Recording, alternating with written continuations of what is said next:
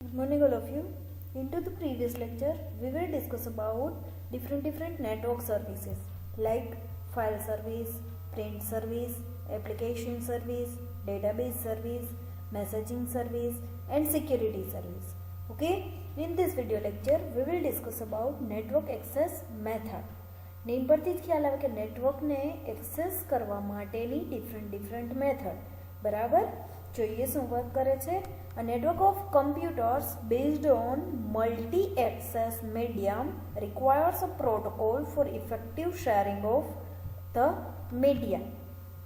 A network of computer based on multi-access medium means computer network કે જે multiple લોકો એકસાથે એક્સેસ કરી શકે છે. એ ટાઈપનું જે નેટવર્ક છે એમને પ્રોટોકોલની રિક્વાયરમેન્ટ રહેશે. Protocol means rules of instruction. અલગ અલગ ઇન્સ્ટ્રક્શન છે, અલગ અલગ રૂલ્સ છે નેટવર્કને રિલેટેડ, એને કહેવાશે પ્રોટોકોલ. બરાબર, તો હવે આ જે પ્રોટોકોલ છે એની રિક્વાયરમેન્ટ રહેશે સારી રીતે ડેટાને કે કોઈ પણ મીડિયાને, ફોટો છે, ઇમેજ છે, ઓડિયો છે, વિડીયો છે, હવે કોઈ પણ મીડિયાને એક જગ્યાએથી બીજી જગ્યાએ સેન્ડ કરવા માટે એમને સ્પેસિફિક પ્રોટોકોલની રિક્વાયરમેન્ટ રહેશે. As only one node can send or transmit signal at a time using the broadcast mode. જ્યારે કોઈ પણ નેટવર્ક બ્રોડકાસ્ટ મોડનો યુઝ કરે છે ત્યારે એક ટાઈમે એક જ કમ્પ્યુટરમાંથી ડેટા એક જગ્યાએથી બીજી જગ્યાએ ટ્રાન્સફર થઈ શકે છે. મલ્ટિપલ કમ્પ્યુટર એકસાથે પોતાના ડેટાને નેટવર્કની અંદર ટ્રાન્સમિટ કરી શકશે નહીં. The main problem here is how different nodes get control of the medium to send data. અહીંયા પ્રોબ્લેમ શું છે કે કેવી રીતે અલગ અલગ નોડ છે એક જગ્યાએથી બીજી જગ્યાએ પોતાના ડેટા ટ્રાન્સફર કરી શકે. That is who gets next. A problem જે છે, શું પ્રોબ્લેમ થશે કે આના પછી નેક્સ્ટ કોણ પોતાના ડેટા ટ્રાન્સફર કરશે. મલ્ટિપલ કમ્પ્યુટર છે, બધા જ કમ્પ્યુટરને પોતાના ડેટા ટ્રાન્સફર કરવા છે. ટર્ન બાય ટર્ન બધાને પોતાના ડેટા ટ્રાન્સફર કરવા દેવામાં આવશે, બટ આના પછી કોનો ટર્ન એ કેમ ડિસાઇડ થશે. બરાબર, the protocols used for this purpose are known as medium access control technique. આના માટે જે પ્રોટોકોલનો યુઝ થાય છે એમને શું કહેવામાં આવશે? Medium access control technique. આ નેમ યાદ રાખજો. મેક MAC નું ફૂલ ફોર્મ શું થશે? Medium access control. ઓકે, જો બની શકે તો બુકની અંદર નોટ ડાઉન કરજો.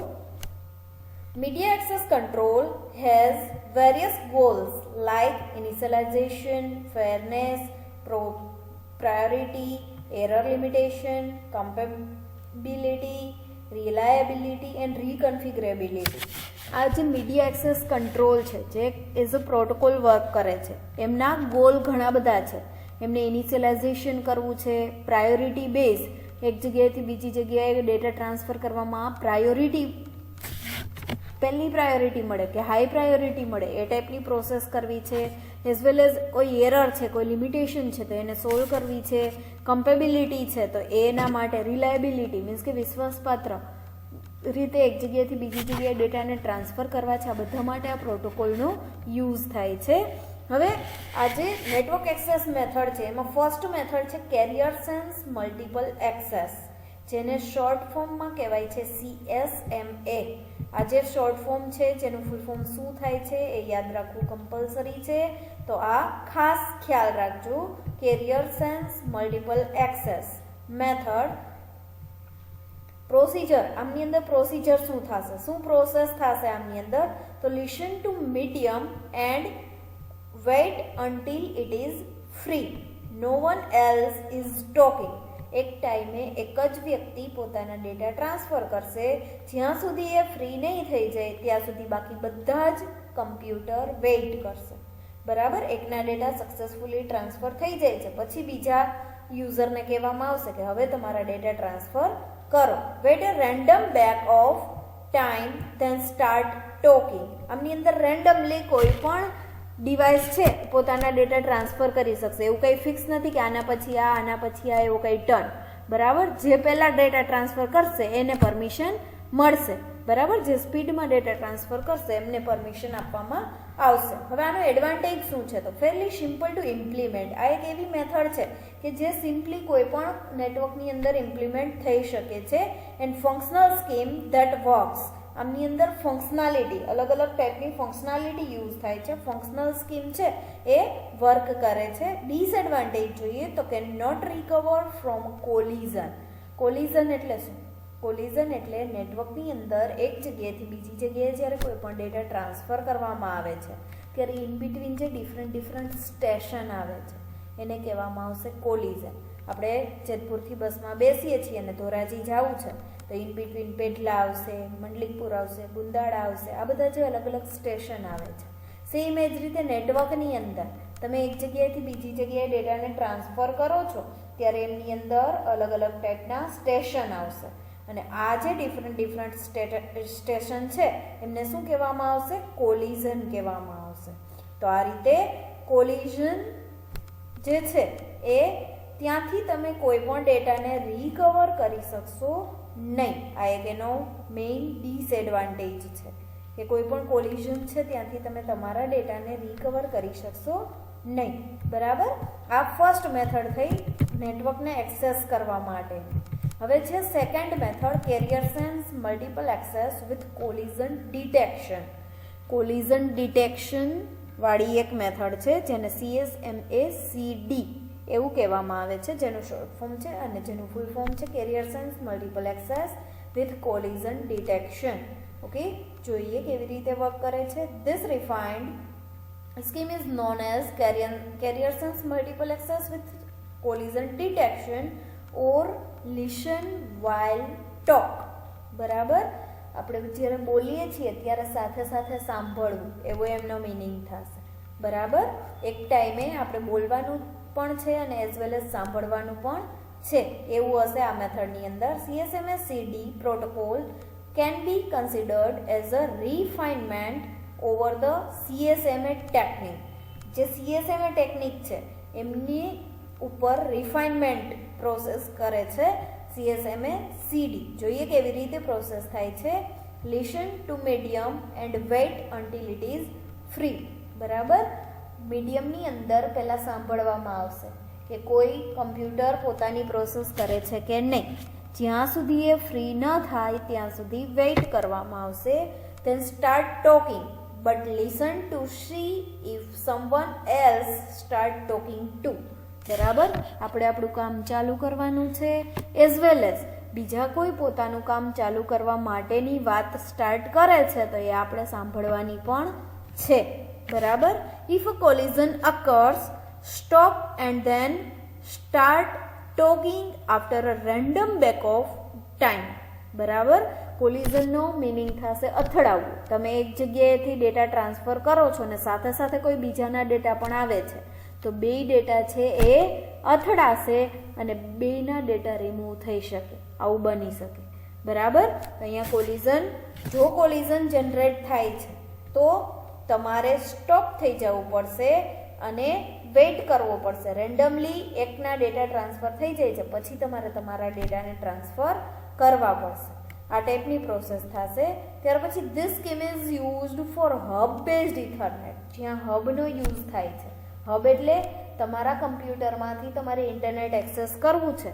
તમારું કમ્પ્યુટર હશે, ઇન બિટવીન હબ હશે અને લાસ્ટમાં સર્વર હશે. તમારું કમ્પ્યુટર હબ જોડે કનેક્ટેડ હશે, હબ છે સર્વર જોડે કનેક્ટેડ હશે. બરાબર, તો આ ટાઈપનું જે ઇથરનેટ છે કે જ્યાં હબનો પણ યુઝ થાય છે, આવા ટાઈમે આ carrier sense multiple access with collision detection નો યુઝ કરવામાં આવે છે. આ જે ટેકનિક છે એમનો યુઝ કરવામાં આવે છે. આ જે ટેકનિક છે એમના એડવાન્ટેજ જોઈએ તો more efficient than basic CSMA. જે CSMA carrier sense multiple access જોયું હતું એમના કરતાં એક અસરકારક મેથડ છે અને require ability to detect collision. કોલિઝનને ડિટેક્ટ કરવાની એબિલિટીની રિક્વાયરમેન્ટ પડે છે. બરાબર, જે કોલિઝન જનરેટ થાય છે કે નહીં એ ડિટેક્ટ કરવું પડશે.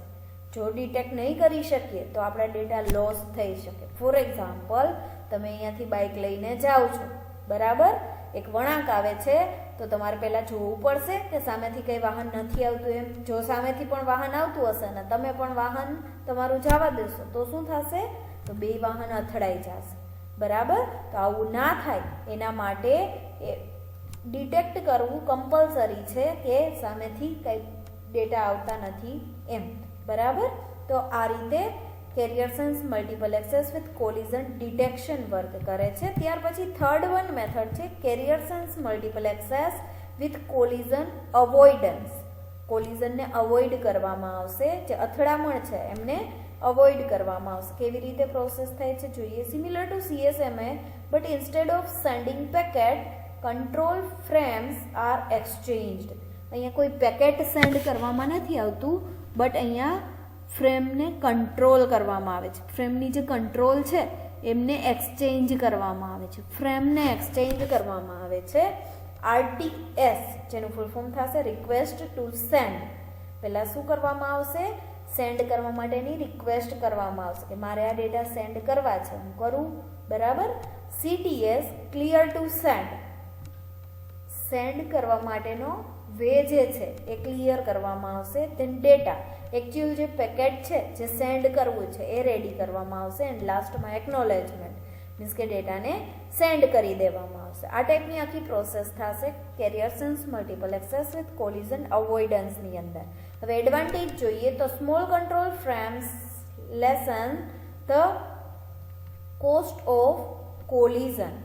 જ્યારે ડેટા બહુ બધા લાર્જ હશે ત્યારે તમારી ફ્રેમ છે એમને નાના નાના પાર્ટની અંદર ડિવાઈડ કરી અને જો તમે સેન્ડ કરશો તેના માટે તમારે ઘણો બધો કોસ્ટ આપવો પડશે. Then RTS plus CTS means request to send and clear to send provide virtual carrier sense which protect against hidden terminal collision. કોઈ પણ હિડન ટર્મિનલ કોલિઝન હશે એમનાથી પ્રોટેક્ટ કરવાનું વર્ક કરશે. તમે રિક્વેસ્ટ કરો છો, તમારો જે વે છે એ ક્લિયર કરો છો, જેનાથી આ જે કોલિઝન છે એ થતું તમે અટકાવી શકો છો. તો આ એક એનો એડવાન્ટેજ કહી શકાય. ડિસએડવાન્ટેજમાં જોઈએ તો not an efficient as CSMA CD. જે CSMA CD મેથડ છે, કોલિઝન ડિટેક્શનવાળી જે મેથડ છે, એટલી ઇફિશિયન્ટ મીન્સ કે એટલી અસરકારક મેથડ આ નથી. બરાબર? And don't solve all the problems of MSE in wireless network. જ્યારે વાયરલેસ નેટવર્ક મીન્સ કે વાઈફાઈનો યુઝ કરી અને તમે ઇન્ટરનેટ થ્રુ કનેક્ટ થયા છો અને તમારા ડેટા ટ્રાન્સફર કરો છો, મીડિયા એક્સેસ કરો છો, તો આવા ટાઈમે બધા જ પ્રોબ્લેમ સોલ્વ ન થાય એવું પણ બની શકે છે આ મેથડની અંદર. તો આ રીતે carrier sense multiple access, carrier sense multiple access with collision detection, carrier sense multiple access with collision avoidance, આ ત્રણ મેથડ આપણે નેટવર્ક એક્સેસ કરવા માટેની જોઈ. બરાબર?